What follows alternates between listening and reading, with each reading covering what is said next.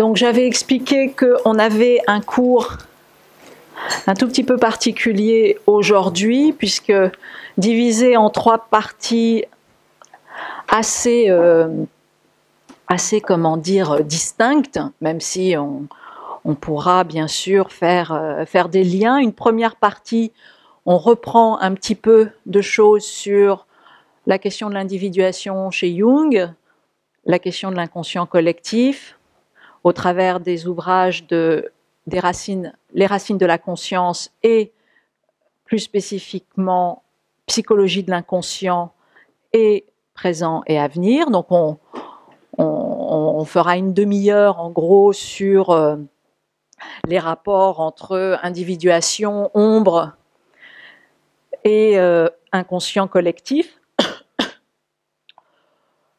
Un deuxième temps sur Alzheimer, donc et plus spécifiquement sur ce que Kiledjian ou Fabrice Zil ou d'autres définissent au travers du terme de clinique de la perte de soi. Donc, et puis sur le fait pour Zil de définir Alzheimer comme une maladie du temps. Donc on reviendra donc deuxième temps sur cela. Et puis dernier point, alors là le lien est plus simple, même s'il est il renvoie aussi à la théorie critique et à une approche plus sociale. La question de la reconnaissance chez Honneth, qui bien évidemment est liée aussi à la question de l'Alzheimer, puisqu'il s'agit de ne plus être reconnu et de soi-même de ne pas reconnaître l'autre. Donc il y a quelque chose d'une mise à mal de la reconnaissance, mais on le verra aussi sur comment la société fabrique des processus de reconnaissance falsifiés et comment cette reconnaissance peut être un idéal instrumenté, pour reprendre l'expression d'Axel Honneth. Et plus spécifiquement, on reviendra sur un extrait de là, il n'y a pas de café. Aïe, aïe, aïe. Bon, tant pis. Ça va être dur. Hein. Ok. La société on reviendra sur un texte sur la société du mépris. Voilà. Bon. Donc on revient sur comment dire, sur Jung et la question de l'individuation. Bon, on l'a rapidement défini la dernière fois. Hein.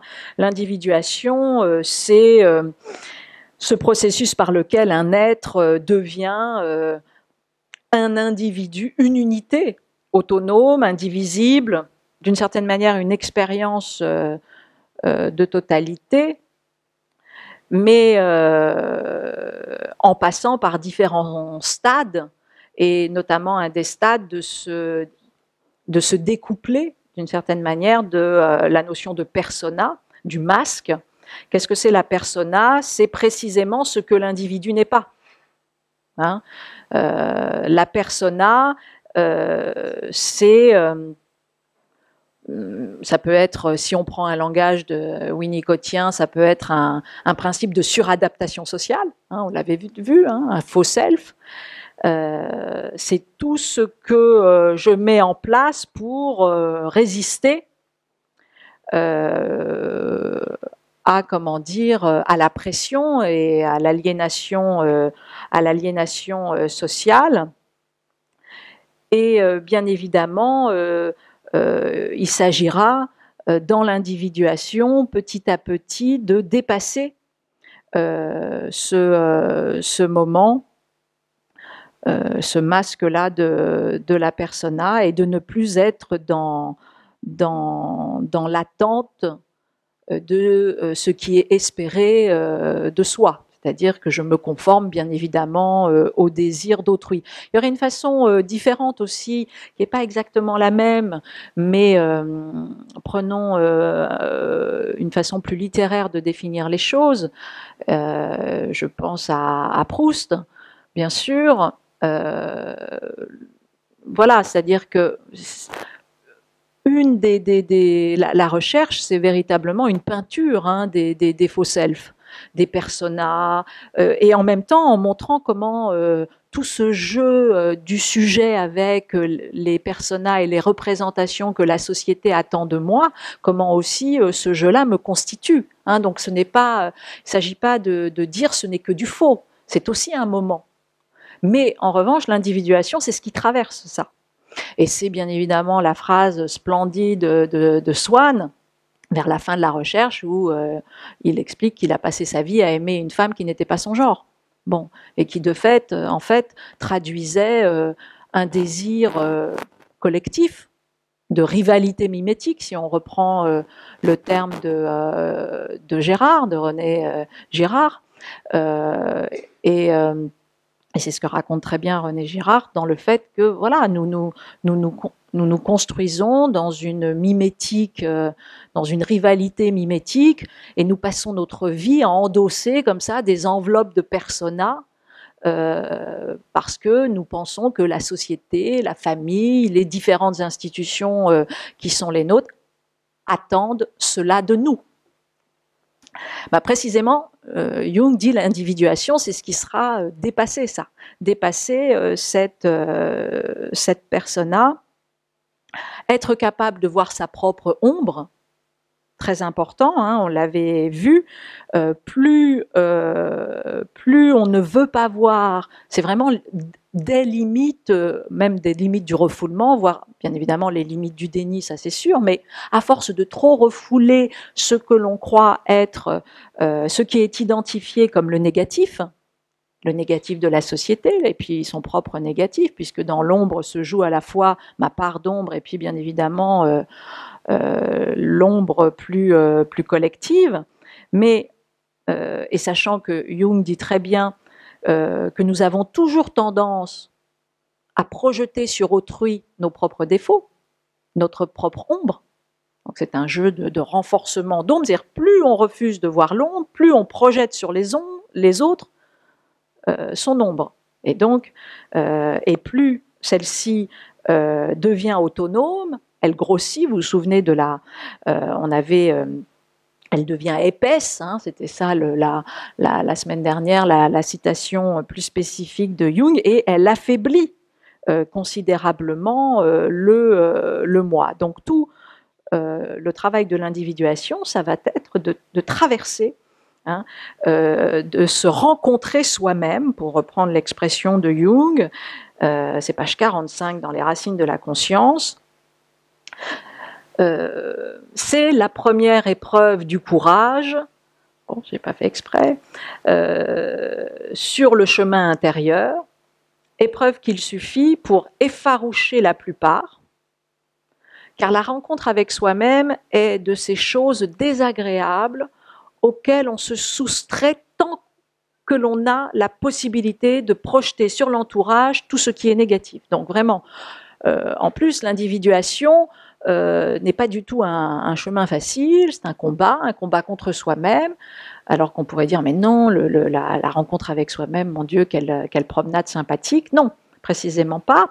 Ce qui est simple, c'est plutôt la persona, à la fois projeter l'image que la société attend de nous, et puis l'image à laquelle on se conforme. Pendant très longtemps, ce chemin est plus simple.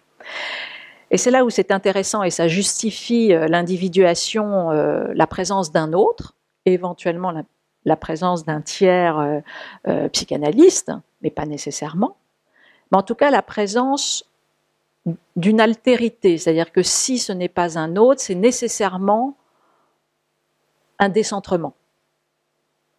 Et si l'on est à même de voir sa propre ombre et de supporter de savoir qu'elle existe, une petite partie seulement de la tâche est accomplie. On a du moins supprimé supprimer, l'inconscient personnel. Mais l'ombre est une partie vivante de la personnalité.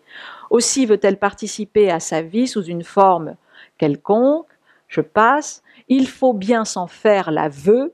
Il y a des problèmes que l'on ne peut absolument pas résoudre par ses propres moyens.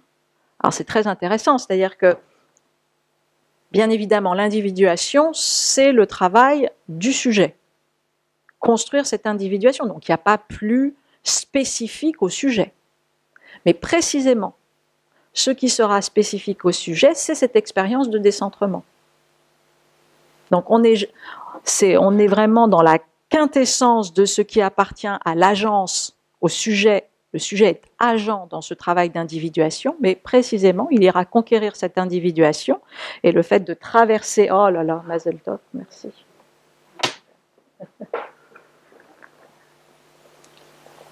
Ah, ça voilà.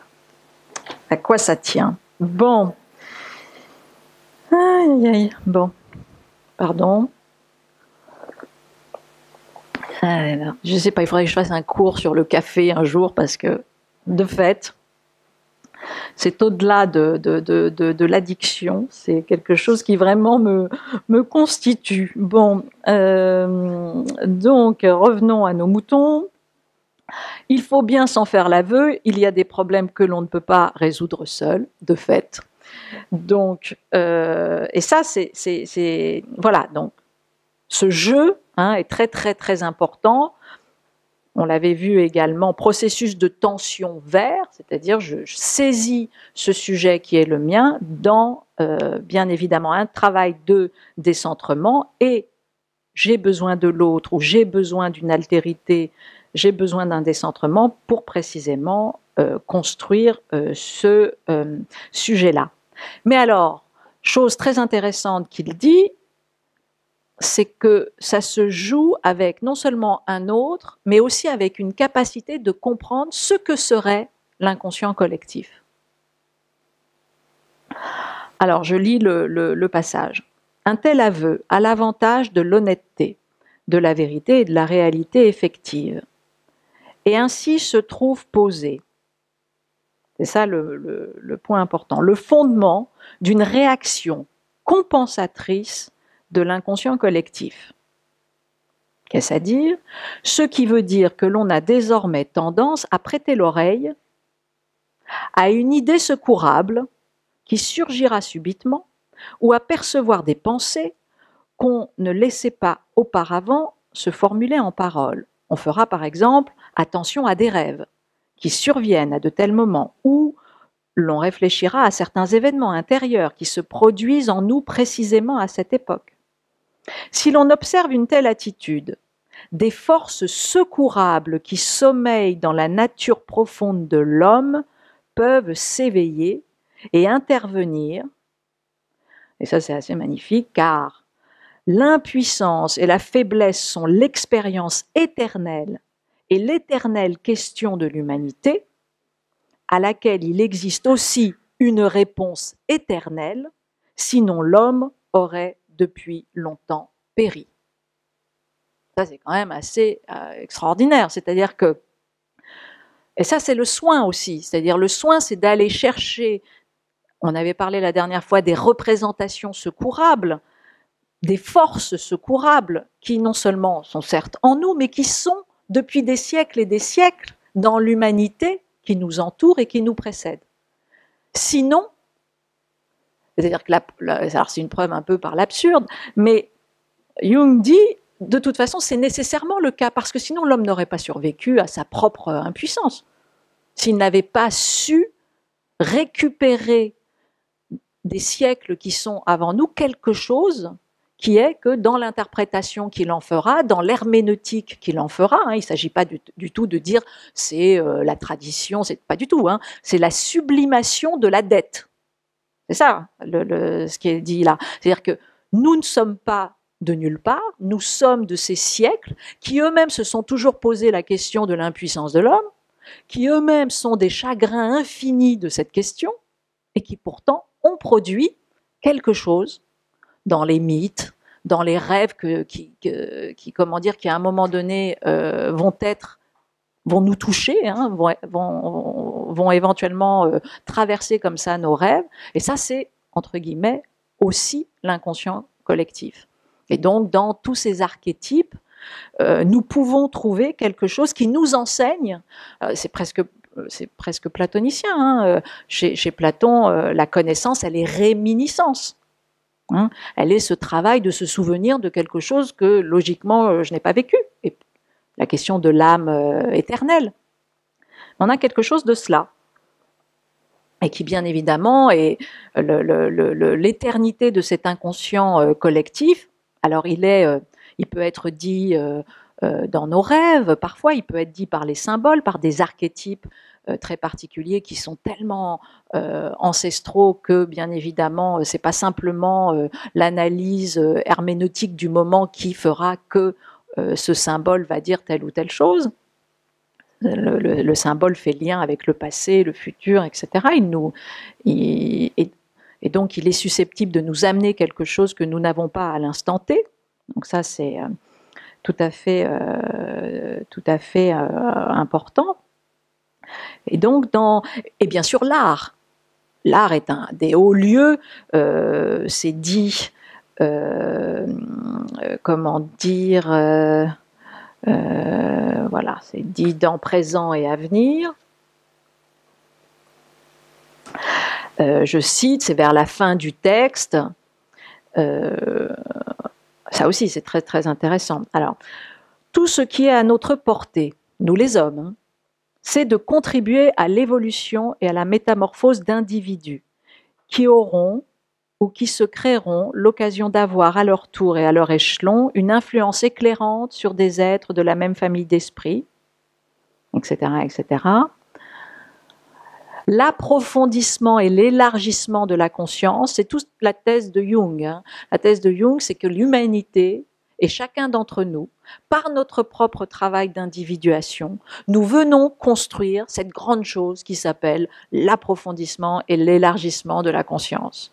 C'est intéressant parce que on voit que c'est la grande civilisation des hommes, petit à petit, leur seul vrai travail politique, d'une certaine manière, au sens où de bâtisseur, c'est d'aller construire chaque jour et d'approfondir de manière bien plus vaste cette conscience. Et un des lieux, entre guillemets, qui vient aussi consolider cela, c'est l'art moderne. L'art moderne nous donne dans cette perspective... Ah, j'entends quelqu'un.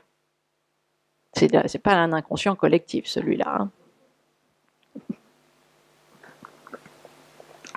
L'esprit inconscient du temps qui compense l'attitude du conscient et qui anticipe intuitivement sur les modifications à venir. L'art moderne nous donne dans cette perspective un exemple frappant. Il accomplit sur le public, sous l'apparence et le couvert d'un problème esthétique, un travail psychologique d'éducation. Bon, donc c'est une autre manière de voir aussi comment, à un moment donné, les sublimations de l'inconscient collectif, l'art, c'est aussi un des hauts lieux de cela. Alors je continue sur encore un petit peu la rencontre avec soi-même, toujours dans les racines de la conscience. La rencontre avec soi-même signifie d'abord la rencontre avec sa propre ombre. On l'a vu. Qu'est-ce que l'ombre ? Alors on a vu, l'ombre c'est tout ce qui est normalement réprimé par la persona. C'est ça une des définitions de l'ombre, c'est-à-dire tout ce que la persona, attention, la persona c'est pas l'individu, hein, mais tout ce que la persona identifie comme négatif. Donc on le met dans l'ombre. Tout ce qui est déprécié par la persona, tout ce qui est considéré comme sans valeur. Et donc résultat, tout ce qu'on juge aussi de soi-même insuffisant. Hein. Donc ça c'est comment dire l'ombre. Résultat, il faut se confronter à son ombre. Voilà une des premières épreuves de l'individuation. Très belle expression. L'ombre est un défilé, une porte étroite dont le pénible étranglement n'est épargné à aucun de ceux qui descendent dans le puits profond. Sous-entendu, le puits profond de soi-même. Pénible étranglement. Voilà, c'est clairement dit. Si à un moment donné vous ressentez ça, vous êtes sur le chemin. Vous êtes sur le bon chemin. Voilà, c'est véritablement ça. Et là, on rencontre. Mais il faut apprendre à se connaître soi-même pour savoir ce que l'on est, etc., etc. Et ça, c'est car ce qui vient après la mort est de façon inattendue un espace sans limite rempli d'une indétermination inouïe qui semble n'avoir ni intérieur ni extérieur, ni haut ni bas, ni ici ni là, ni mien ni tien, ni bien ni mal. C'est, et ça peut être une des définitions poétiques certes, mais de ce qu'est l'inconscient collectif, c'est le monde de l'eau où plane, suspendu, tout ce qui est vivant, où commence le royaume du sympathique, âme de tout ce qui vit, où je suis inséparablement ceci et cela, où je ressens l'autre en moi et où l'autre me ressent en tant que moi, l'inconscient collectif est tout sauf un système personnel clos. Donc c'est pour ça que c'est très important et qu'il est secourable, la prise en compte de cet inconscient collectif, parce que c'est aussi une des expériences du décentrement. C'est une objectivité vaste, comme le monde, et ouverte au monde entier. Voilà. Là, dans l'inconscient collectif, je suis à ce point relié au monde et en même temps, parce qu'on est encore dans le domaine trop de l'inconscient, qu'il faudra dépasser vers l'individuation, je suis perdu, et il dit perdu en soi-même. Donc, absolument nécessaire d'aller chercher cette confrontation avec l'inconscient, d'une manière ou d'une autre, l'inconscient personnel, l'inconscient collectif, et en même temps, d'aller terminer cela par un processus de différenciation et d'individuation qui fera que je rencontrerai ce moi par-delà l'anti-ego, donc par-delà la persona, et par-delà aussi la série des inconscients. Et puis pour terminer, cette phrase qui dit ce que est le projet politique au sens de construction civilisationnelle à la fois personnelle et collective, c'est pourquoi tous les efforts de l'humanité tendent à la consolidation de la conscience. Voilà. Et d'une certaine manière, on pourrait définir le soin par cet effort sans cesse, personnel et collectif, de travailler à la consolidation de la conscience. En tout cas, ça peut être une des définitions sous comment dire, le parrainage de Jung. Dernier point aussi, c'est dans, mais pour dire la même chose, mais qui est une autre manière d'entendre une des définitions possibles de l'inconscient collectif, c'est dans Psychologie de l'inconscient. Et dans Psychologie de l'inconscient, hop, très intéressant, mais bon, c'est assez logique par rapport à tout ce qu'on a dit, le monde de l'eau, comment dire, tout ce travail des archétypes qui ont traversé les siècles et les siècles. Résultat, autre manière de définir l'inconscient. L'inconscient collectif apparaît comme le résultat des sédimentations précipitées par l'expérience humaine depuis des éternités. Voilà.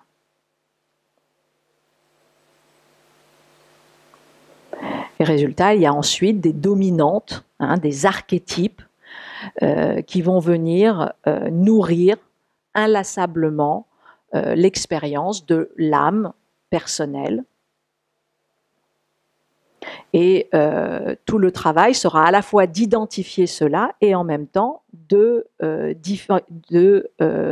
différencier cela. Et c'est pour ça qu'il dit à un moment donné, là aussi dans Psychologie de l'inconscient, le processus naturel de l'individuation a pour moi comme modèle aussi le fil d'Ariane. C'est-à-dire que, voilà, on va aller comme ça remonter. je me souviens dans, vous savez, le texte de Mary Barnes, Voyage, le texte sur la folie qui raconte son expérience de voyage au travers de la schizophrénie, et comment est défini le travail du psychiatre, travail de dévidage. Donc on dévide comme ça une pelote précisément pour faire émerger un sujet. Bon, voilà un petit peu ces éléments-là. Et donc, c'est très intéressant, c'est, en tout cas chez Jung, c'est d'aller traquer les différentes possibilités de rencontre avec l'inconscient personnel et l'inconscient collectif, et donc bien sûr les rêves, mais bien évidemment toutes les associations libres possibles dans l'expérience analytique, mais aussi l'art, mais aussi tout comment dire, l'art dans toutes ces, bien évidemment, dans toutes ces expériences possibles, pour aller, je dirais aussi, voir comment l'art a essayé de construire a essayé de construire, si on reprend l'expression de Jung, des représentations secourables pour affronter la question de l'effondrement personnel. C'est-à-dire qu'à chaque fois, l'art, c'est ce travail de, à la fois, je ne nie absolument pas l'impuissance, et en même temps, je produis quelque chose qui précisément fait que l'empiètement que je ressens sur ma propre personnalité n'aura pas le dernier mot. Bon. Donc, voilà un petit peu quelques éléments sur cette individuation, sur sa relation dialectique avec les différents archétypes qui sont ceux de l'inconscient collectif. Bon. Alors, autre point, je l'ai dit dans un deuxième temps, c'est je vous renvoie à différents ouvrages, l'ouvrage alors j'ai plus son titre dans la tête, mais ou ses articles de Fabrice Zil, comment dire, sur Alzheimer, les différents articles de Eric Kiledjan sur la clinique de la perte de soi. Là aussi, la fédération Jalmal, que vous connaissez peut-être, et qui renvoie là aussi à différents témoignages, et j'y reviendrai, j'ai noté quelques témoignages voilà, de patients atteints de l'Alzheimer, et comment des infirmières ressentent cela, et qu'est-ce que c'est que le soin dans, comment dire, l'impossible guérison. Alors l'Alzheimer, c'est bien sûr différents troubles cognitifs majeurs, l'appauvrissement de la communication verbale, quantité de menaces sur précisément le statut du sujet, c'est-à-dire ce qui est mis à mal, c'est l'expérience de subjectivation, c'est la disparition petit à petit de ce sentiment d'avoir un sujet. C'est en plus évolutif, alors chronique et évolutif, mais c'est une progression comme ça vers le pire, absolument, en tout cas à ce jour, irréversible. C'est une mise à mal, bien évidemment, non seulement du sujet, mais ce qui est logique, du relationnel. donc une disparition petit à petit d'une capacité relationnelle. Bref, dans le texte de Killet-Jean, c'est la maladie d'Alzheimer est, on va dire, posée comme le prototype des maladies neurodégénératives et qui vient bien évidemment attaquer la fonction cognitive de la mémoire. Et ce qu'il dit d'ailleurs, et c'est souvent dit, c'est dit par Killet-Jean, c'est dit par Ziel, que c'est d'une certaine manière l'expression chez Ziel, c'est une expression un peu particulière, une maladie égérie. Comme si c'était la maladie du siècle, comme si chaque siècle avait sa maladie, son enjeu civilisationnel. Ça a été la tuberculose, ça a été la peste, ça a été le sida, et l'Alzheimer, voilà, porte sur lui cette idée d'être vraiment la maladie du temps, et Killet-Jean parle voilà, cette maladie a probablement détrôné le cancer comme métaphore du malheur. C'est-à-dire qu'à un moment donné, dans chaque siècle, un enjeu, une maladie se pose comme étant véritablement l'archétype du malheur. Et là, pour le coup, c'est bien évidemment ce qui vient dire la perte de soi. Pourquoi ? Parce qu'on est bien évidemment dans des périodes de revendication maximaliste de ce qu'est un sujet. Nous n'avons jamais autant défendu la question de l'autonomie, de l'idéal d'autonomie. C'est le grand idéal, bien évidemment, de la démocratie, la revendication identitaire. Et donc, de fait, tous ces phénomènes de dévalorisation totale du sujet sont tout à fait créent une panique immense dans une société qui a fait du paragon de la subjectivation voilà, son enjeu premier. Bon. Alors, qu'est-ce qui se joue précisément dans cette maladie qui toucherait en France en tout cas entre 800 000 et 1 million de personnes. Donc on n'est pas du tout sur un enjeu, anodin. C'est ce processus de vulnérabilité irréductible, cette détérioration de la personnalité, du sujet, la mise en place petit à petit dans cette ère de société de la communication, précisément d'une communication quasiment nulle, d'ailleurs c'est ce qui advient. Et ce qui est très étonnant dans cette maladie, c'est que extérieurement c'est une rentrée en soi, mais il n'y a plus de soi. Donc c'est ce paradoxe-là. L'autisme aussi nous dit quelque chose de cela, c'est-à-dire ce sentiment d'une régression totalement interne comme ça, donc d'une certaine manière une monade magistrale, donc d'une certaine manière tient un sujet, eh bien non, précisément pas un sujet, alors qu'il n'y a rien de plus irréductible que ça. C'est un mystère, cette personne atteinte de l'Alzheimer, parce qu'elle tout d'un coup, elle devient un secret.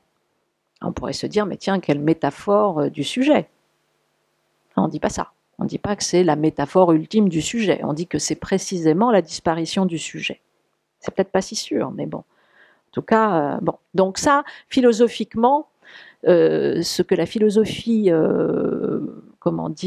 traque comme ça, c'est ce sujet qui devient intégralement mystère, et qui en même temps donne extérieurement toutes les apparences d'un non-sujet. Bon, ça c'est un premier point paradoxal. La deuxième chose qui est posée par le texte de Killet-Jean, c'est bien évidemment le mourir à petit feu, et donc l'expérience du deuil anticipé. C'est-à-dire que ce qui est profondément difficile, c'est que le deuil commence avant la mort. Et ça, c'est déstabilisant. Alors on pourrait dire éventuellement que tiens, ce deuil anticipé commençant avant la mort n'aura d'une certaine manière même pas besoin de la mort pour advenir, puisqu'il aura déjà eu lieu. Mais c'est pas si simple. Parce que quand vous interrogez les familles ayant traversé cela, en fait, il y a eu un deuil, et la mort, certes, est une délivrance, mais pas tant que ça, parce que, en fait, le deuil n'arrive pas non plus à se faire, parce que quand il y a eu cette expérience du deuil anticipé, il y a eu la perte de l'autre, c'est-à-dire que la personne qui nous fait face, c'est bien évidemment la personne que l'on aime, chérit, que l'on connaît, mais c'est déjà plus cette personne. Et donc c'est très compliqué, il y a un phénomène de télescopage très très compliqué, qui est qu'à la fois, bien sûr, il y a souvent une délivrance parce qu'il y a eu un phénomène d'érosion, d'usure, de violence symbolique énorme, parce que ce qui se joue, c'est la dénarcissisation de la personne qui nous fait face, mais la sienne propre, bien sûr, puisqu'il y a un phénomène où très souvent on est lié de façon considérable avec la personne. On va aller aider un parent, très souvent, ou un frère, et qu'est-ce qui se joue dans l'autre qui ne me reconnaît pas, mais c'est une négation de ce que je suis. Donc c'est une immense violence, c'est-à-dire que on se sent abandonné profondément. Et donc c'est ce deuil symbolique qui prend le pas comme ça, et qui en même temps, très souvent, des années après, les aidants qui ont traversé cette expérience disent on m'a aussi volé mon deuil, d'une certaine manière. C'est-à-dire qu'il y a quelque chose qui est du domaine d'une trahison, enfin quelque chose qui s'est joué, qui est extraordinairement difficile.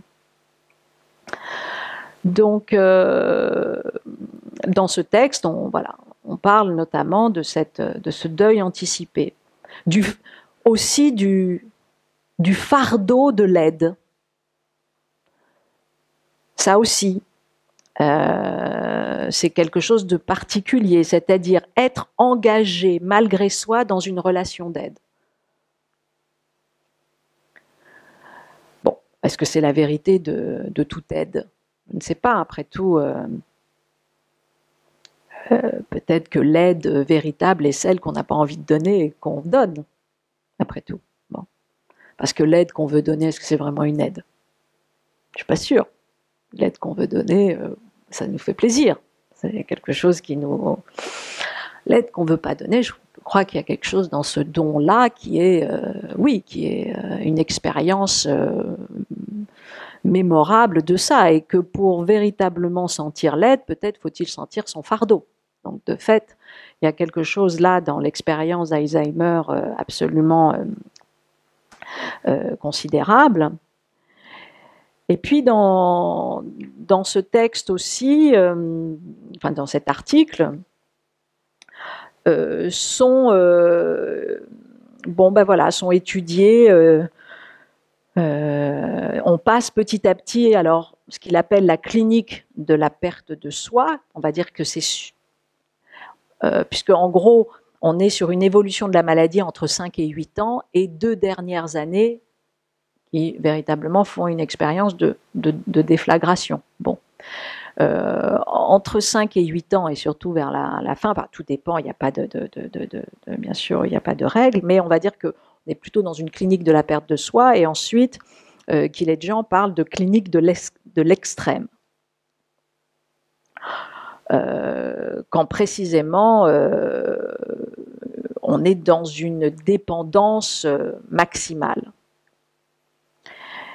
Et là, précisément, quantité de problèmes se posent, d'interrogations éthiques se posent. Donc c'est vrai que ce sont des situations hautement éthiques, hautement philosophiques, puisque entre bénéfices, risques par rapport à tout un certain type d'options thérapeutiques, Le rôle de la contention, qu'est-ce qu'on fait avec ça? Puisque très souvent, jusqu'où la contention est-elle du soin?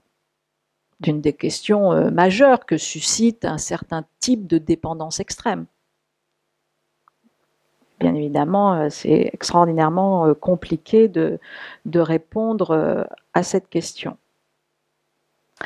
Donc, crise identitaire très forte, bien évidemment, chez la personne malade, qui fait que la conscience de soi est profondément fragilisée, mais en fait, crise identitaire chez les aidants. C'est aussi cette contagion, hein, comme ça, comme une tâche, comme ça, de contagion totale de la fragilisation de la conscience de soi.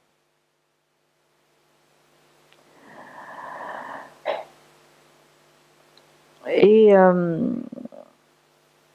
voilà, c'est-à-dire toute on va avoir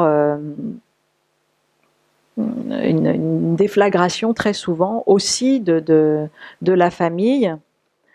Et alors là, je vous renvoie, je les ai pas, mais bon, vous avez aujourd'hui de plus en plus de réflexions, bien sûr, notamment qui sont portées. En France, on a, je ne sais pas si j'ai des bons chiffres, mais à peu près 8000 établissements pour personnes dépendantes et autour de 3000 qui sont plus spécifiquement dédiés au traitement des troubles aigus de dégénérescence cognitive. Et de plus en plus, des structures alternatives, innovantes, essayent d'inventer une autre manière d'habiter le monde pour précisément ce type de sujet-là. Des structures qui sont à mi-chemin entre l'institution, le domicile, enfin, ou en tout cas un sentiment de domicile. Je vous renvoie à, par exemple, aux Green Care Farms, hein, aux fermes qui aujourd'hui, il y a pas mal d'études là-dessus, sur ces structures d'hébergement innovantes qui, à un moment donné, considèrent que d'abord, il n'y a plus de patients, il y a des résidents. C'est-à-dire qu'on est à un tel niveau de dégénérescence que de toute façon, d'une certaine manière, voilà, c'est plus le patient, c'est un résident, et donc on construit essentiellement une manière d'habiter le monde. Le soin, c'est donner la possibilité pour cette personne d'habiter le monde. Et à ce moment-là, c'est d'autres manières de faire. À partir du moment où il n'y a pas de douleur, à partir du moment où il y a capacité pour cette personne d'habiter, en sujet ou en pas sujet, parce qu'on peut être en total, par exemple, alors la nature, très souvent apaisant, donnant une possibilité d'accueillir ces sujets non-sujets. Bon, donc il y a énormément, là aussi, d'expériences qui sont en train de se faire avec ces Green Care Farms et qui sont très intéressantes, et je vous y renvoie. Mais sinon, c'est vrai que ce sont des cliniques de la perte de soi qui sont extraordinairement, qui produisent une blessure familiale compliquée. Alors, chez Ziel, il va également dire que c'est la maladie du temps, c'est-à-dire c'est la perte du rapport au temps. Et on l'avait dit, hein, ici, on l'a souvent dit, c'est que avant même d'habiter un espace, l'être humain habite le temps. Et que donc s'il n'est plus capable d'habiter le temps, il n'est plus sujet.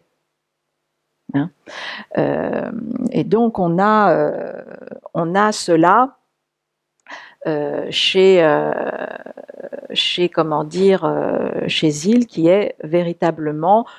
Alors, résultat, qu'est-ce que sera le soin chez Ziel? C'est précisément, dit-il, le noyau du soin, ça sera la part de temps, hein, le fait que précisément les soignants accordent sans cesse du temps à cette personne qui elle-même n'a plus la conscience du temps.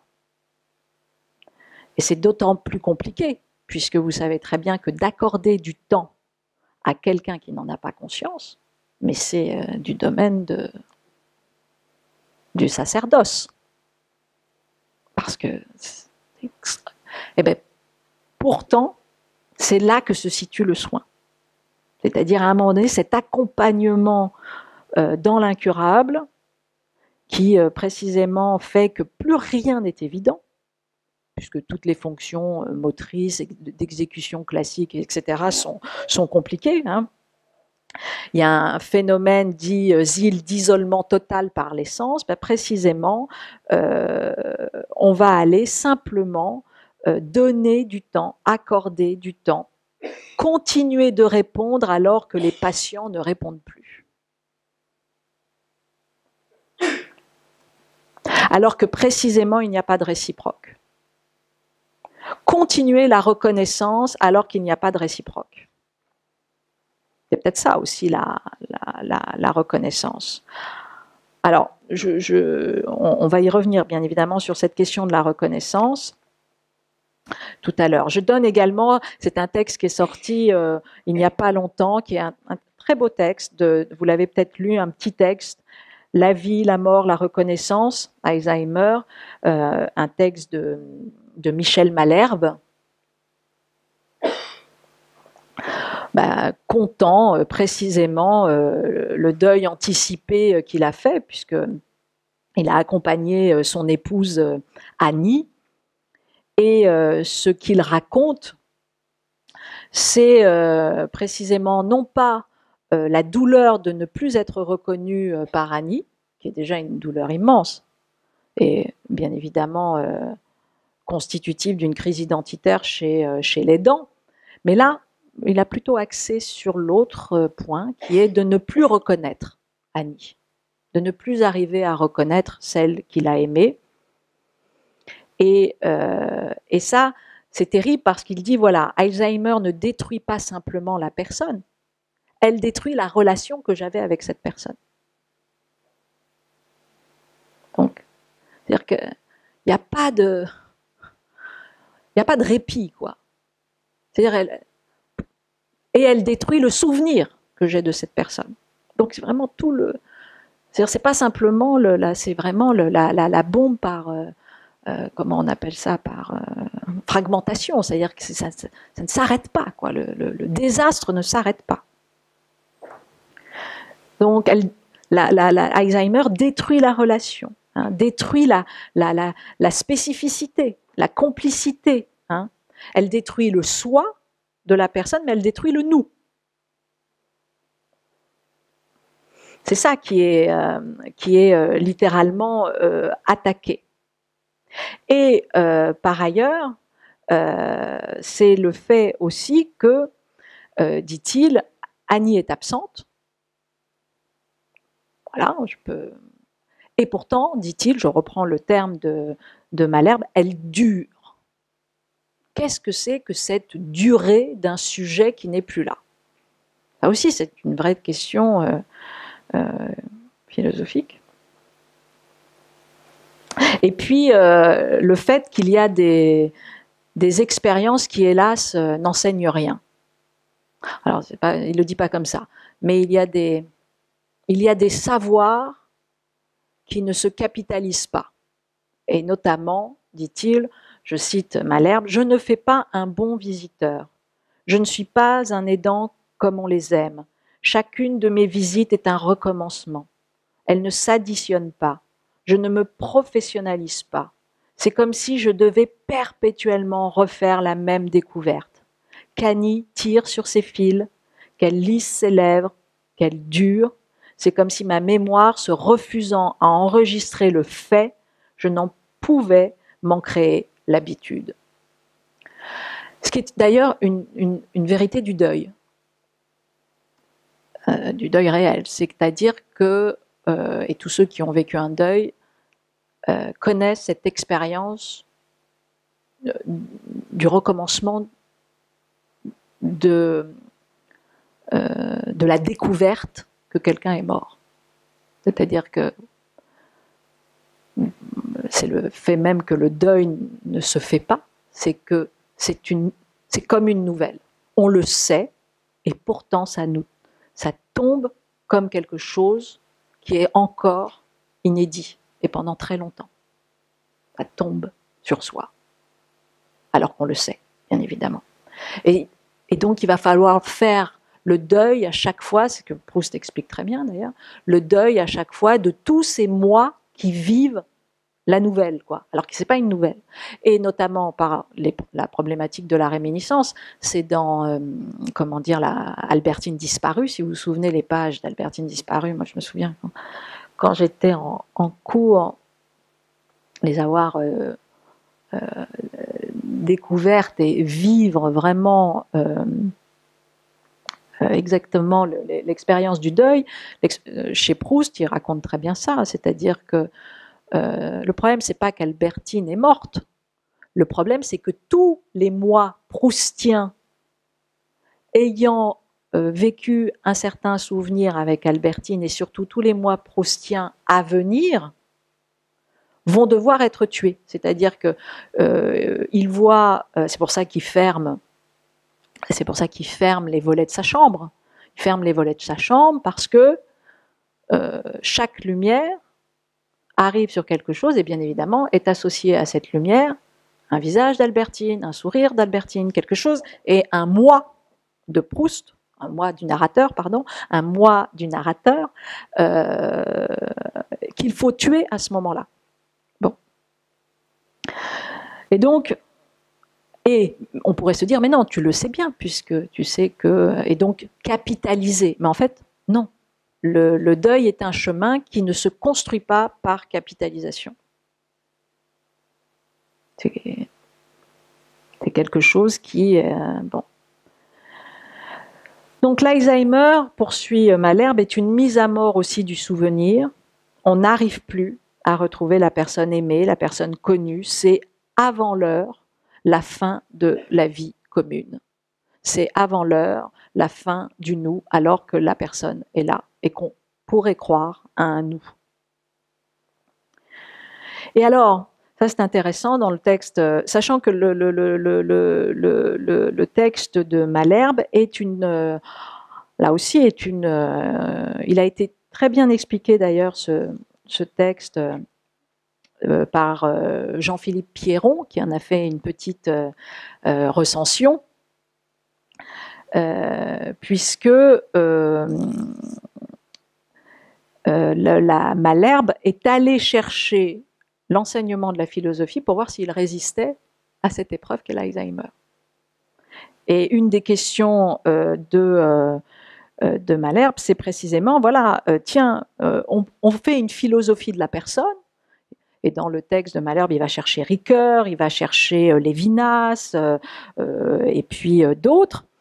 Et est-ce que ces philosophies-là sont capables de résister à l'épreuve de l'Alzheimer? C'est ça sa question au départ, hein, et le texte essaye de raconter ça. Et Pierron commente en disant « La philosophie vaut-elle alors seulement une heure de peine si elle n'affronte pas cette expérience où l'humain se perd dans des limbes où vivent des êtres qui ne paraissent plus exister ?» Bon. Donc ça, c'est là aussi un des enjeux du questionnement de Malherbe. Mais qu'est-ce que dit Malherbe? Et ça, c'est intéressant parce qu'ici, souvent, on a un tout petit peu, enfin même régulièrement, tordu le cou au simulacre, disant, voilà, il faut sortir précisément des simulacres. Et c'est vrai. Mais là, il y a quelque chose d'un simulacre qui peut-être est vital. Et Malherbe se propose de nous le définir. Voilà, c'est fait. On a changé de rôle. Désormais, on rendra des visites. Et chaque fois, on rejouera la scène de la familiarité retrouvée. De mois en mois, de saison en saison, d'année en année, la même illusion sera perpétuée. L'apparence fait la réalité, le rien, la substance. Le comme si. Hein, voilà. Et soudainement, le comme si devient vital, non pas pour sauver les apparences, mais précisément pour sauver le peu de soi qui reste. Je fais comme si c'était Annie qui était en face de moi. Je fais, voilà, comme si nous deux encore, c'était quelque chose. Et ce comme si, bien évidemment, est faux. Et pourtant, ce comme si dit la vérité de la relation. Donc c'est ça qui est, c'est là où on voit très bien que voilà, vérité et comment dire, et mensonge, la ligne de partage n'est pas si simple. Parce que bien évidemment que c'est vrai, à un moment donné, de maintenir l'existence de ce nous. Et pourtant, il n'est plus. Bon, et ça s'appelle aussi de la sublimation. Ça s'appelle pas du mensonge. Mais d'extérieur, on pourrait dire, mais tu te la racontes. C'est fini, là. Oh, bon, ah non. Donc, il dit, voilà, c'est une épreuve de malheur. La maladie d'Alzheimer, c'est pas tout à fait une maladie comme les autres, c'est une maladie qui ne laisse aucune partie de l'individu intacte. C'est la manière dont Jean-Philippe Pierron le définit, voilà, cette maladie. Et il cite précisément Malherbe, Alzheimer est une affection qui semble survenir comme les autres, mais qui a cette propriété remarquable de se répandre jusque dans les moindres parties de l'individu. Et quand elle ne peut s'étendre davantage, de devenir par condensation la substance même du patient. La maladie est désormais le principe hégémonique de la vie de l'individu. Et elle en commande toutes les dispositions. Le vivant était auparavant conscient, pensant et volontaire. Il est à présent Alzheimer avec un grand A. Ça aussi, c'est-à-dire que là, véritablement, une maladie qui devient intégralement l'identité de quelqu'un, alors que bien évidemment, ici, et notamment ici, sans cesse, on a dit à quel point la maladie ne pouvait pas prendre le pas sur le sujet. Et là, on aimerait, mais il y a cette expérience qui fait que, bien évidemment, voilà, à quelles conditions je peux reconnaître l'autre, alors que précisément, il n'est plus capable de se reconnaître lui-même. Alors c'est ça qui est intéressant et ça nous renvoie à quelque chose qui est une littérature qui n'est pas du tout la littérature de l'Alzheimer, mais qui peut nous enseigner sans doute quelque chose, c'est la littérature des camps, c'est-à-dire la littérature testimoniale, la littérature du témoignage. Et c'est intéressant dans le sens où, tiens, le patient qui traverse Alzheimer ne peut pas faire récit de sa maladie. En tout cas, à un moment donné, de fait, il ne pourra pas. Qui fait récit de cette maladie? Souvent l'aidant. Et on peut peut-être poser dans ce devoir de témoignage quelque chose qui est du domaine du soin aussi. L'ultime soin, c'est aussi témoigner là où l'autre ne peut pas témoigner. Et de rendre compte de ça.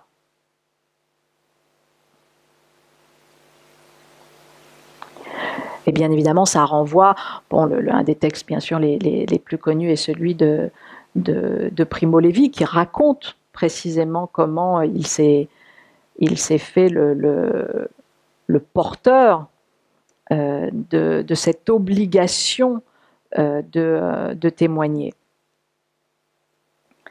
Et là,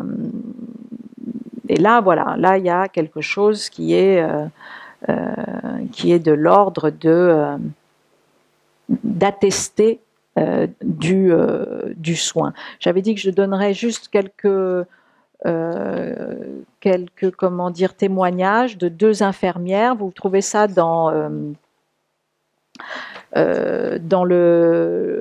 sur la fédération Jamal, où il y a énormément précisément de témoignages de soignants, et notamment Jusqu'à la mort accompagner la vie, de l'attachement des soignants et des patients. C'est un texte dans cette revue de Colette Bridier et de Marie-Claire Brun, et elle raconte 2 cas. Bon, rapidement, je donne pour faire entendre la parole de ces soignants. Donc, c'est un homme de 82 ans, hospitalisé pour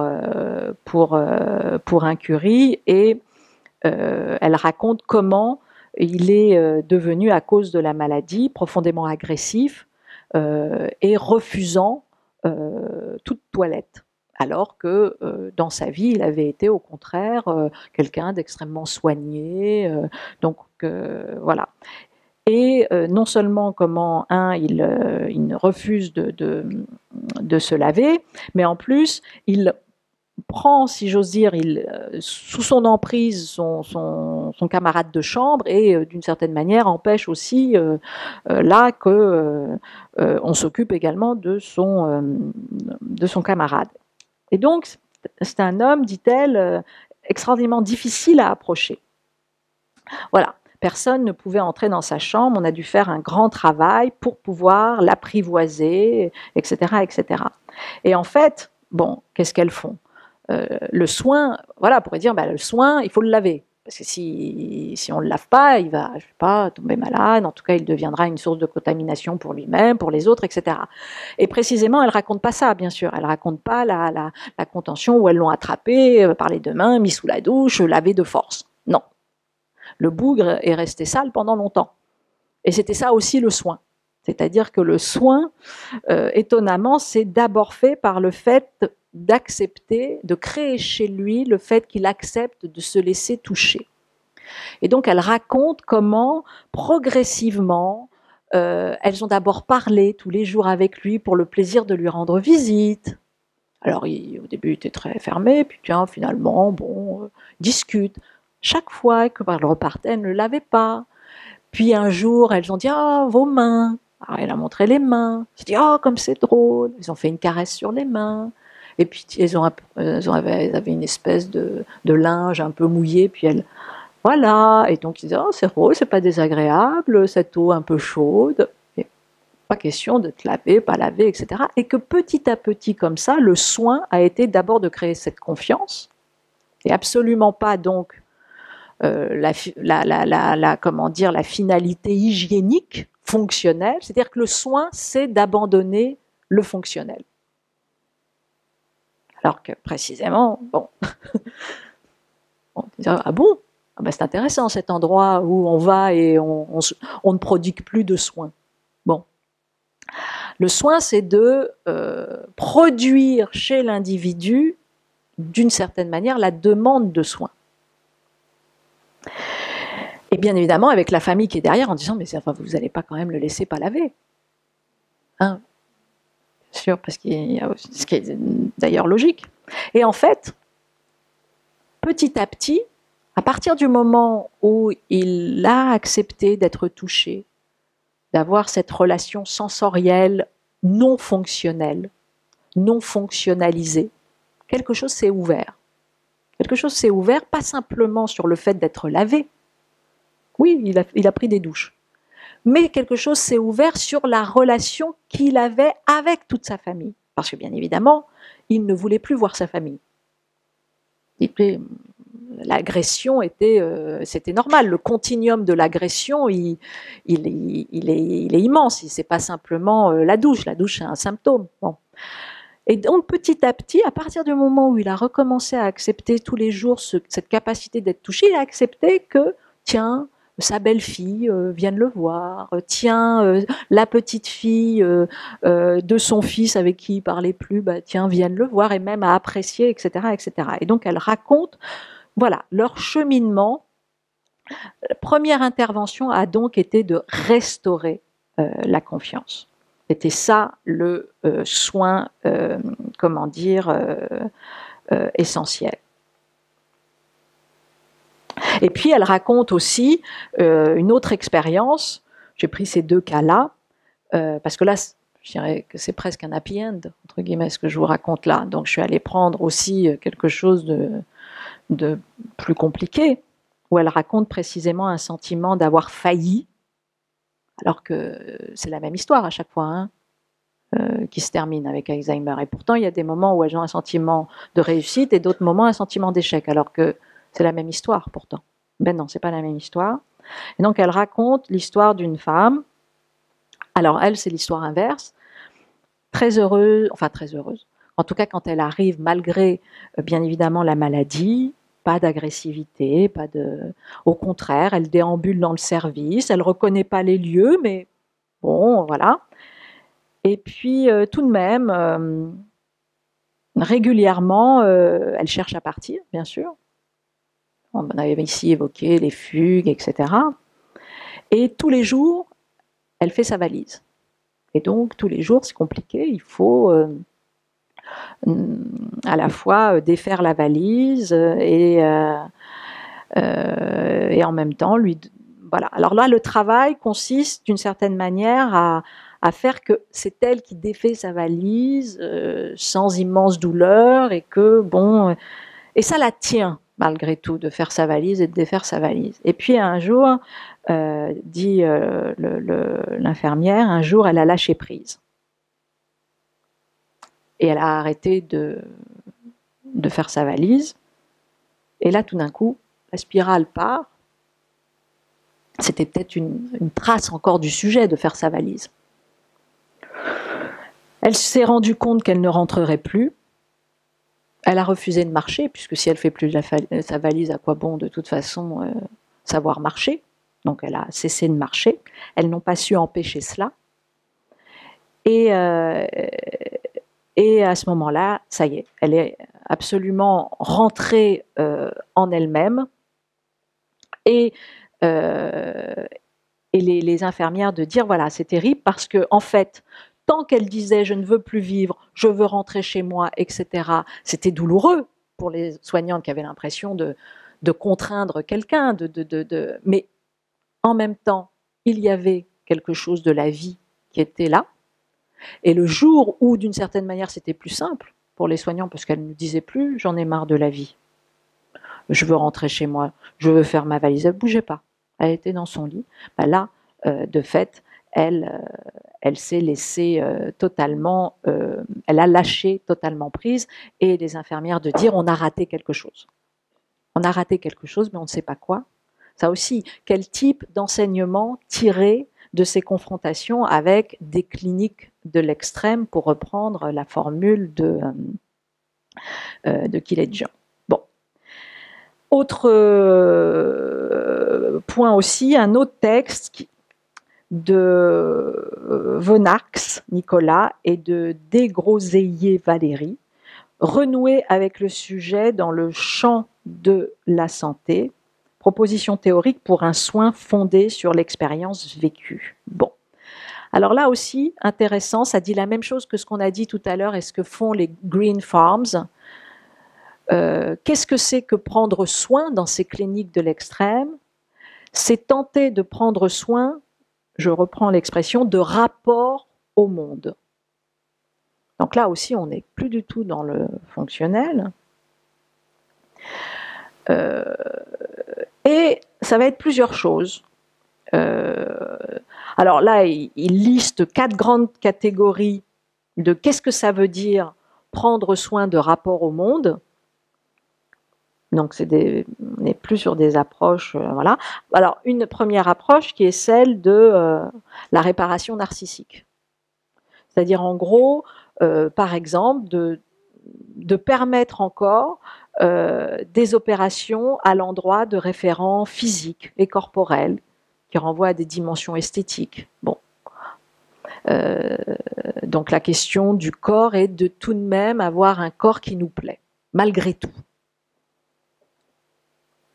Le deuxième point, c'est toute la relation, alors de tenter bien évidemment de, par le soin, maintenir une manière d'habiter le monde, la nature bien sûr, les animaux, les enfants à l'hôpital, les générations. C'est-à-dire qu'encore une fois, on n'est pas dans du fonctionnel basique, on est dans comment le soin maintient des rapports au monde possibles et comment le lieu du soin maintient ces rapports au monde possibles.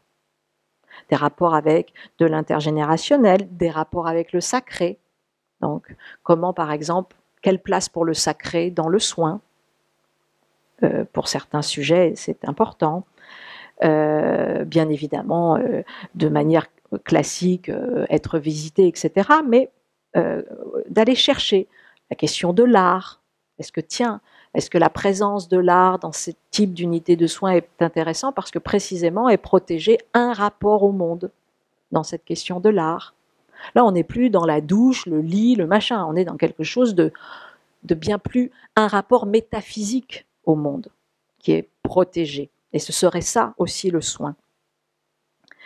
Bien évidemment, la question du temps, la question des biorhythmes, très importante, de permettre quantité de rapports au temps différents.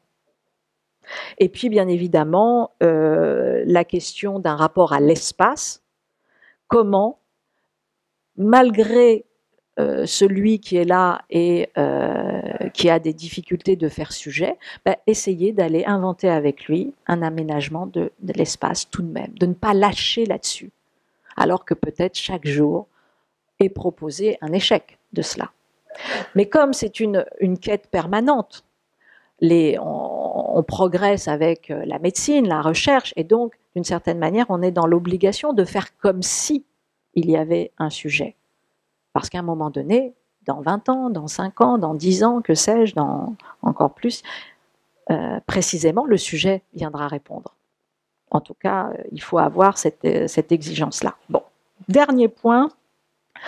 Pour clore, j'avais dit quelque chose sur la reconnaissance. Alors, c'est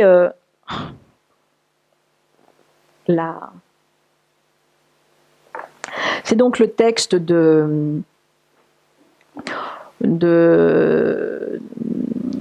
d'Axel Honneth sur en gros alors chez Honneth vous avez différents types de reconnaissance.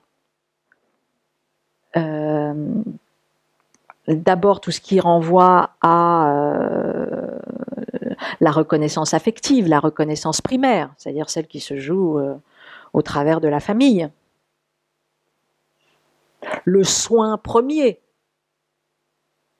Là aussi, vous vous souvenez, je crois qu'on l'avait évoqué, mais quand Shengold parle de meurtre d'âme, hein, on l'avait évoqué, c'est-à-dire que qu'est-ce qui se joue chez ses parents, et notamment chez les enfants, les parents vont venir détruire chez l'enfant cette future capacité d'individuation. Et Shengold parle de meurtre d'âme. Hein. Et c'est d'ailleurs très intéressant parce que on voit très bien que le premier soin, le soin primaire, c'est le soin qui permet, c'est l'attention portée bienveillante par les parents, l'attention d'amour parental, filial, et c'est ce premier soin-là qui va permettre, bien évidemment, au sujet d'aller vers son principe d'individuation. Donc le geste premier du soin, c'est vraiment de créer les conditions de possibilité d'émergence d'une individuation et de ne pas détruire cela. Meurtre d'âme, c'est ça que ça veut dire ça. C'est cette maltraitance immense qui est que je ne tue pas simplement, je ne fais pas du mal simplement à un point, mais je fais du mal à une potentialité, à une émergence. Je détruis une émergence, l'émergence de l'individuation. Donc, bien sûr, premier grand type comment dire, c'est cette sollicitude interpersonnelle qui forme le premier grand territoire de la reconnaissance. Ensuite, vous avez, dit-il, tout ce qui concerne la relation juridique, c'est-à-dire le fait que nous sommes reconnus juridiquement comme des êtres égaux en droit, etc., et que de fait, d'une certaine manière, voilà, nous vivons en tout cas en démocratie dans une société qui nous reconnaît. C'est posé comme ça. Et on pourrait dire, voilà, c'est posé. Mais en fait, c'est plus compliqué que ça, puisque par-dessus vient se mettre la reconnaissance sociale, qui n'est pas celle-ci des textes, qui n'est pas le déclaratif. Et là, en revanche, on sera plus ou moins reconnu et sera instrumenté plus ou moins cette reconnaissance et cette estime sociale. Et la société du mépris, c'est précisément cette société, notamment ultralibérale, capitalistique, etc., qui va utiliser le besoin vital de reconnaissance qu'a l'homme. Qu'est-ce qu'un homme? C'est celui qui a comme besoin vital la reconnaissance. Alors qu'on dit, mais non, c'est les besoins vitaux, c'est la nourriture, etc. Ben non, on pouvait rajouter un besoin vital, c'est être reconnu. C'est aussi important que de se nourrir, boire, manger, dormir. La reconnaissance est véritablement un des besoins vitaux. Et donc, bien évidemment, l'instrumentation est tout à fait forte. Et donc, dans ce texte, c'est un texte pour nous apprendre à comment distinguer entre les formes de reconnaissance. Comment distinguer entre une reconnaissance falsifiée, qui est en fait une reconnaissance qui est là pour servir, dit Honnête, s'inspirant d'Althusser, pour servir à la production de représentations conformes au système. Et donc, non pas la reconnaissance, non pas pour accroître le pouvoir des sujets, mais pour précisément faire de la suradaptation sociale, hein, et donc pour produire l'assujettissement. Sachant que, bien sûr, la reconnaissance, c'est toujours un mélange entre assujettissement et subjectivation. Mais en dernière instance, la vraie reconnaissance, c'est que la subjectivation prend le pas et est capable de sortir. Et donc, là, très clairement, qu'est-ce que c'est la reconnaissance falsifiée? C'est une reconnaissance qui produit un rapport à soi qui convient en fait au système présent. C'est ça la reconnaissance falsifiée. C'est qu'on produit une transformation, mais on produit une transformation qui en fait ne transforme rien. Et donc, voilà, à adopter exactement le rapport à soi qui convient au système établi d'attente de comportement. C'est un mécanisme de constitution de sujets conformes au système. Voilà. Et donc, qui permet quoi?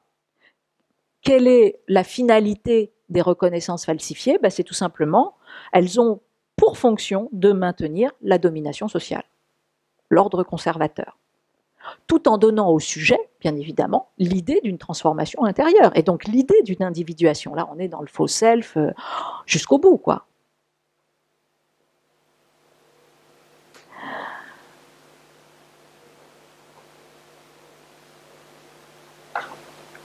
Donc, alors là, il va donner par exemple quelques exemples. Par exemple, la fierté ressentie par l'oncle Tom en écho aux éloges réitérés de ses vertus de soumission fait de lui un sujet docile dans une société d'esclavage. La célébration de la bonne mère de famille et de la ménagère, scrupuleuse longtemps, prônée par les églises, les parlements ou les médias de masse, qui enferment les femmes dans une image d'elles-mêmes qui, dans les faits, arrangeait au mieux la division sexuelle du travail. L'estime publique dont jouissait le brave et héroïque soldat, qui produit une classe suffisamment vaste d'hommes en recherche d'expérience et de gloire, se laissant ainsi entraîner de bonne grâce dans la guerre, etc., etc. C'est-à-dire qu'en gros, on produit on produit un sentiment d'estime de soi incitant à des formes de soumission volontaire. C'est ça que produit la reconnaissance falsifiée. Et donc tout le travail va être bien évidemment de bien vérifier que Nous sommes dans la reconnaissance et nous ne sommes pas dans des pratiques de reconnaissance falsifiée, c'est-à-dire des reconnaissances répressives, restrictives ou normalisantes qui précisément empêchent l'individuation d'advenir. Bon voilà, mais c'est le problème, c'est-à-dire que c'est pas si simple de distinguer. C'est pas si simple de distinguer puisque d'un côté, la reconnaissance falsifiée produit du faux self ou de la persona, et la reconnaissance non falsifiée produit de l'individuation. Extérieurement, les deux peuvent donner l'illusion de l'une et de l'autre. Et c'est là où on n'y arrive pas seul. Vous vous souvenez, hein, quand Jung disait il y a des comment dire, des chemins qui véritablement nécessitent la présence d'autre chose, parce que précisément dans ce tiers qui peut être un autre, mais dans un vrai tiers, pas un tiers. C'est très compliqué parce qu'il ne faut pas que ce soit un tiers qui soit le simple miroir de la société, parce que ce serait donc c'est pour ça que très important d'aller choisir des tiers qui normalement sont liés à un extérieur de pouvoir. Normalement, la figure, c'est là où c'est très important que la figure du médecin soit pas la continuation du pouvoir. La figure du psychanalyste soit pas la continuation du charlatan ou du gourou.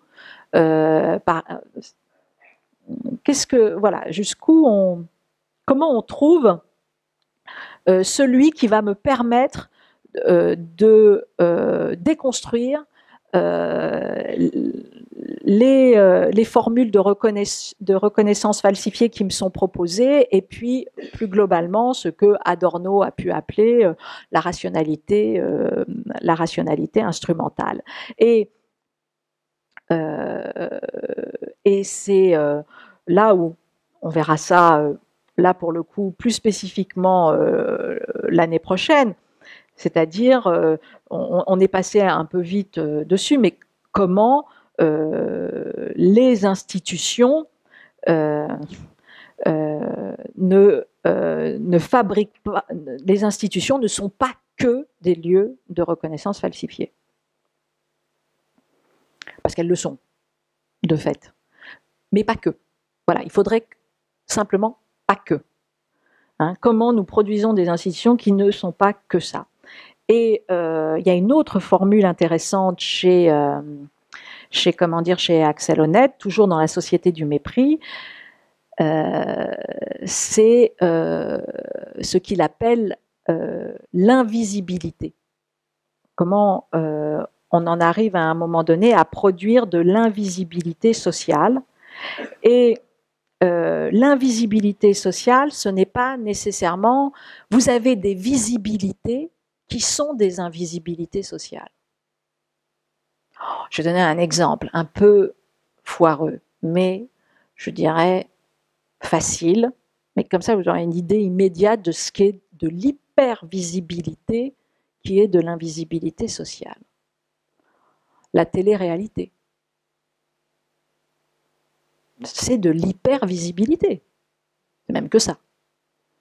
Mais quel est réellement le processus de reconnaissance sociale qui est produit de cette hypervisibilité? Est-ce que c'est de l'hypervisibilité sociale au sens où tout d'un coup, nous avons là de grands référents avec lesquels la société va se construire?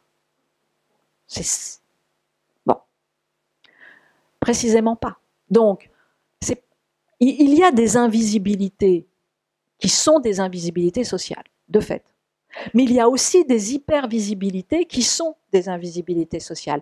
Le problème dans cette histoire, c'est pas du tout la question de la visibilité, c'est la question de la reconnaissance.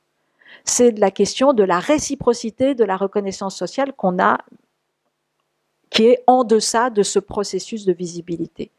Vous avez des processus de visibilité absolus, mais qui sont construits à l'intérieur d'un dispositif, d'un jeu de dupes, qui précisément est un lieu de négation du sujet qui est mis dedans. Et d'ailleurs, c'est le terme de dispositif chez Agamben, qu'est-ce qu'un dispositif? De fait, c'est une machine qui détruit le sujet. Le dispositif de l'hypervisibilité est très souvent quelque chose qui vient détruire le sujet sous couvert. Parce qu'on ne lui dit pas, venez ici, petit sujet, nous allons vous détruire. On ne dit pas ça. Non, on dit l'inverse. Venez ici et précisément, votre sujet sera reconnu. C'est ça qui a attiré dans ce grand processus d'hypervisibilité qu'est les réalités. Et le truc se retourne totalement, puisque précisément ce qui est en jeu, c'est une mésestime, ce sont des mécanismes de mésestime, des mécanismes de mépris social. Alors après, il peut y avoir bien évidemment des exceptions, mais c'est très intéressant parce que dans le texte La société du mépris, Honneth rappelle cette chose-là et fait le lien direct entre reconnaissance, espace public et visibilité et invisibilité sociale. Il reprend cette phrase d'Adam Smith en disant, voilà, quel est d'une certaine manière un des points d'orgue pour le citoyen ou même pour le sujet. Et il cite cette phrase d'Adam Smith, apparaître en public sans avoir honte. Ça pourrait être une manière la reconnaissance, ça peut être ce seuil minimal-là. Je veux dire, j'ai même pas besoin d'être aimé. En revanche, je peux apparaître en public sans avoir honte. C'est ça, c'est un seuil minimal qui fait que, voilà, les sujets, pour pouvoir prendre part à la formation démocratique de la volonté, pour pouvoir prendre part à l'agora, pour simplement pouvoir participer démocratiquement, au minimum, doivent avoir simplement ce sentiment de ne pas avoir honte, de ne pas être... Et bien évidemment, vous savez très bien que la honte est directement liée à un sentiment, comment dire, dénarcissisé de son moi. Bon. Donc, comment nos institutions viennent à la fois, ne pas aller contre ce soin primordial et primaire du soin des familles, par exemple, mais imaginons bien évidemment que les familles ont manqué ce soin, comment nos institutions, à ce moment-là, pallient, parce que de fait, elles ne pourront même pas simplement ne pas venir détériorer ce qui a été fait. Mais là, en revanche, il faudra produire quelque chose qui n'a jamais été fait. Et je ne suis pas sûre que nos institutions se soucient de ça. Et sachant que vous savez à quel point je suis attachée au fait que les institutions viennent accompagner l'émergence de ce sujet, puisque précisément c'est ce sujet qui sera capable de protéger la durabilité démocratique de ces institutions. Et donc on ferme la boucle ainsi. Bon, voilà un petit peu aujourd'hui, j'avais annoncé le caractère voiture-balai du cours, mais voilà un petit peu quelques éléments. C'est le dernier cours de l'année, en tout cas universitaire.